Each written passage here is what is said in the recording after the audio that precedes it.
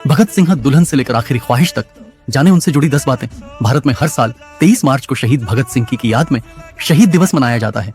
इसी दिन 1931 में आजादी के क्रांतिकारी वीरों भगत सिंह, सुखदेव और राजगुरु को ब्रिटिश राज में फांसी दी गई थी।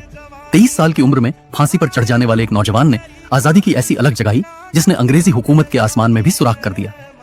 आइए जानते हैं भगत सिंह से जुड़ी 10 बड़ी बातें जिनके बारे में हर भारतीय को पता होना चाहिए। जब उनके माता पिता ने उनकी शादी करने की कोशिश की तो वह अपने घर से भाग गए। उन्होंने माता पिता से कहा कि अगर उन्होंने गुलाम भारत में शादी की तो उनकी दुल्हन केवल मौत होगी। भगत सिंह ने अपनी स्कूली पढ़ाई दयानंद एंग्लो वैदिक हाई स्कूल में की और फिर लाहौर के नेशनल कॉलेज में आगे की पढ़ाई की।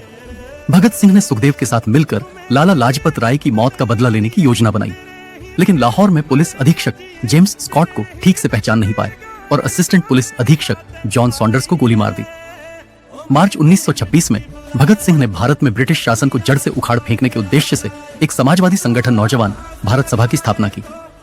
1927 में उन्हें गिरफ्तार कर लिया गया और उन पर 1926 में हुई लाहौर बमबारी मामले में शामिल होने का आरोप लगाया गया।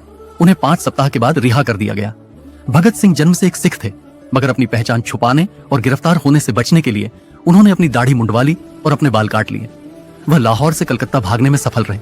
बचपन में भगत सिंह महात्मा गांधी द्वारा दिए गए अहिंसा के आदर्शों के अनुयायी थे। आगे चलकर उन्होंने अंग्रेजों से सीधी टक्कर लेने का मार्ग चुना, जिसके चलते उनके गांधी जी से वैचारिक मतभेद भी रहे। भगत सिंह जन्म से एक सिख थे, मगर अपनी पहचान छुपाने और गिरफ्तार होने से बचने के लिए उन्होंने अपनी दाढ़ी मुंडवा ली और अपने बाल काट लिए। वह लाहौर से कलकत्ता भागने में सफल रहे। भगत सिंह और उनके साथियों को 7 अक्टूबर 1930 को मौत की सजा सुनाई गई। फांसी के लिए 24 मार्च 1931 का दिन तय किया गया था, मगर 23 मार्च की शाम 7:30 पर ही उन्हें अंग्रेज अफसर फांसी के लिए ले गए थे। अगले दिन तीनों क्रांतिकारियों के शव मिले, जिससे यह पूरी तरह स्पष्ट नहीं हो पाया कि उन्हें फांसी किस दिन दी गई।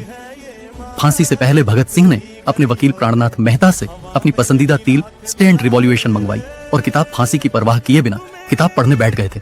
बताया जाता है कि यह किताब पढ़ना उनकी आखिरी ख्वाहिश भी थी। सह 10 भारत के सबसे प्रसिद्ध स्वतंत्रता सेनानी भगत सिंह उस समय केवल 23 वर्ष के थे जब उन्हें फांसी दी गई थी। उनकी मृत्यु